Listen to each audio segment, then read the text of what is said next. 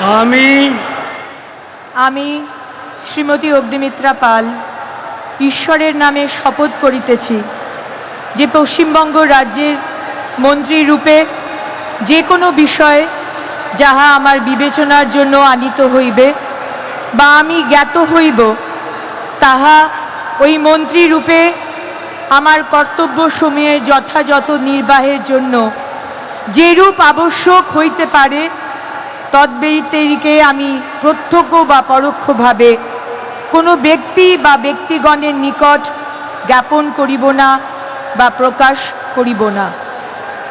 আনন্দ মানে এটা ঠিক বলতে পারবো না, মানে এটা একটা অদ্ভুত রকমের ফিলিং। এখনো বুঝে উঠতে পারছি না যে সত্যি কি সরকার বানাতে পারলাম। সত্যি ডক্টর শ্যামাপ্রসাদ মুখার্জির তাকে মিটিয়ে দেওয়ার চেষ্টা করা হয়েছিল বহু বছর ধরে এই পশ্চিমবঙ্গে। এক কথায় মূল লক্ষ্য চেঞ্জ, উন্নয়ন, প্রতিটা বাংলার মানুষের এই 50 বছরে যা যা পাননি সব কিছু তাদেরকে তুলে ধরা, যা যা প্রতিশ্রুতি আমরা দিয়েছি সব কিছুকে পূরণ করা। 24 ঘন্টা 365 দিন আমাদের কাজ করতে হবে টিম ওয়ার্ক হিসেবে। সামনে পাবেন মুখ্যমন্ত্রী হিসাবে শুভেন্দু অধিকারীকে। ভীষণ ভালো একজন লিডার, ভীষণ ভালো একজন টিমমেট, ভীষণ ভালো একজন কলিগ, এবং এত বছরে তার রাজনৈতিক এক্সপিরিয়েন্স, এর থেকে বেটার পশ্চিমবঙ্গের মুখ্যমন্ত্রী কেউ বোধহয় পেত না।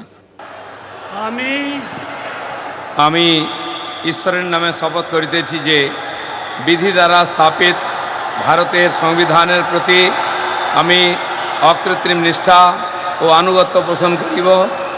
আমি ভারতের সার্বভৌমত্ব ও অখণ্ডতা রক্ষা করিব।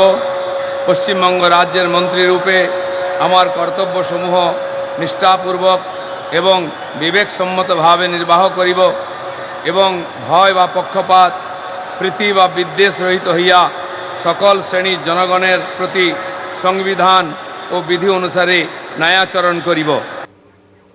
দফতর ভাগ হবে, আরো অনেক মন্ত্রী শপথ নেবেন। সব কাজই করতে হবে সবাইকে একসঙ্গে। শপথ নেওয়ার পর বললেন দিলীপ ঘোষ। বা শুরু হয়েছে, শপথ গ্রহণ হয়েছে, ঢোকা হয়েছে, খালি এখনো চার্জ যতক্ষণ না আমাদের হাতে আসছে আমরা কাজ শুরু করতে পারবো না। দপ্তর ভাগ হবে, সব মন্ত্রীদের, আরও অনেক মন্ত্রীরা শপথ নেবেন। 2-4 দিন লাগবে সময়, তারপরে কাজ শুরু হয়ে যাবে।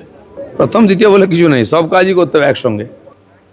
শপথ গ্রহণ করেন দিলীপ ঘোষ। কি প্রত্যাশা তার মার, শুনুন। ছেলে দিলীপ বাবু কিছুক্ষণ আগেই মন্ত্রী হিসেবে শপথ নিয়েছেন, আপনি দেখেছেন? দেখেছি, কোথায় দেখলেন? টিভিতে, আমার মেয়ের ঘরে। তা আজকে কি দিলীপ বাবুর সাথে আপনার কথা হয়েছে? হ্যাঁ, সকালে মোবাইলে কথা হয়েছে। কি বললেন?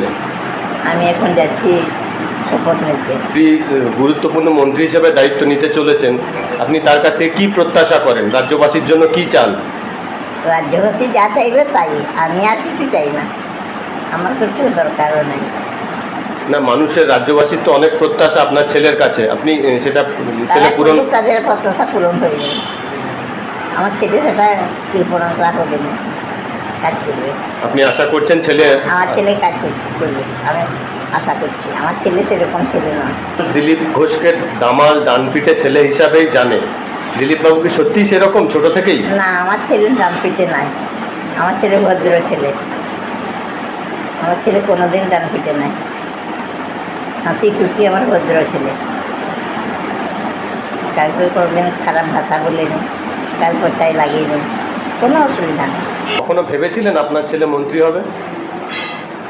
ভাবতাম আমার ছেলে একদিন হবে, কিন্তু হয়ে গেল, আর অসুবিধা নেই। মুখ্যমন্ত্রী হিসেবে শপথ নেওয়ার পর মাঝরাতে বাড়ি ফিরলেন শুভেন্দু অধিকারী। শনিবারই শপথ নিয়েছেন। দিনভর নানা কর্মব্যস্ততার পর কাঁথির শান্তিকুঞ্জের বাড়িতে ফিরলেন মুখ্যমন্ত্রী।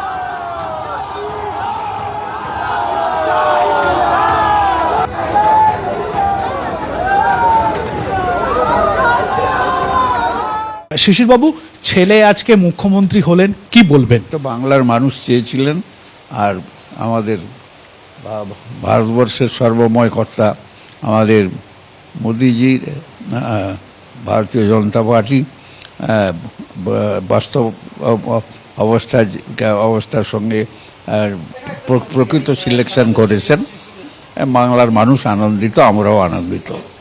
আজকের দিনটা দাঁড়িয়ে কতটা খুশি একজন বাবা হিসেবে? না, নিশ্চয়ই আমাদের গোটা পরিবারই খুশি এবং গোটা জেলাই খুশি। আমাদের মেদিনীপুরের মানুষ আজকে সর্বত্র ঘরে ঘরে সকলে আনন্দিত। ভবানীপুরে মমতা বন্দ্যোপাধ্যায়কে হারানোটা কতটা চ্যালেঞ্জ ছিল সেটা কি শুভেন্দু? এটা খুব ইজি ম্যাটার, আমরা জানতাম ভেতরে চাবিকাঠিটা কি করে ভবানীপুর জিততে হয়। কলকাতার রাজনীতির কোথায় কি আছে আমাদের চেয়ে খুব কম বেশি যারা কলকাতায় থাকেন তারা অত বেশি জানেন না। সোনার বাংলাকে তৈরি করতে এখন অনেক শ্রম করতে দিতে হবে এবং অনেক ধৈর্য বুদ্ধি এবং দিল্লির শুভেচ্ছা, সবচেয়ে বড় কথা দিল্লির শুভেচ্ছা। বারে দিল্লিকে ছোট করা এবং আমি বড়, এই পশ্চিমবাংলার কিছু লোক এইসব করেছেন নিজের স্বার্থে। কিন্তু আমি মনে করি যে ভারতবর্ষের স্বার্থে, বাংলার স্বার্থে সকলে এক হয়ে চলা উচিত গোটা ভারতবর্ষ। নন্দীগ্রাম যুদ্ধ তো ইতিহাস সৃষ্টি করেছে। আমরা জানি যে নন্দীগ্রাম লড়াই আমরা করেছিলাম, লড়াই করতে নেতৃত্ব শুভেন্দু দিয়েছে এবং তাকে বারে সেইটাকে ধাক্কা মেরে পিছিয়ে দেওয়া একটা কৌশল চলছিল। সেই কৌশলে আজকে পান্তা ভাত খাওয়া মানুষ জয়লাভ করেছে। আমার থেকে মনে হয় এই বাংলার বেশি লোক আনন্দিত। শুভেন্দুবাবু কি খুব রাগী? না না না না, কোনো রাগি না। কেউ অন্যায় করলে ভাইটাইকে বলে, তাও দীপেন্দুকে বলে আর সোমেন্দু ওদের বকাবকি করে, এমনি ঘরে কাউকে না। তার বড় ভাই আছে, সে তো রাজনীতি এত থাকে না, কিন্তু ভাইদের কোনো বিপদ হলে কাছাকাছি ছুটে যায়। হিসাবে কিছু বলবেন কি কি কাজগুলো করাটা ওনার দরকার বা কি কি কাজ করতে বলবেন? ওই বলবো ওই আপনার অভয়া, ওই ব্যাপারটা দেখতে বলবো। ও একা নয়, আরও যারা আছে তাদের জন্য লড়ে। আর এই বেকারত্ব আছে, মহিলাদের নিয়ে খুব চলছে, সেইগুলো দেখবে। আর গরিব মানুষের বাড়ি ঘর।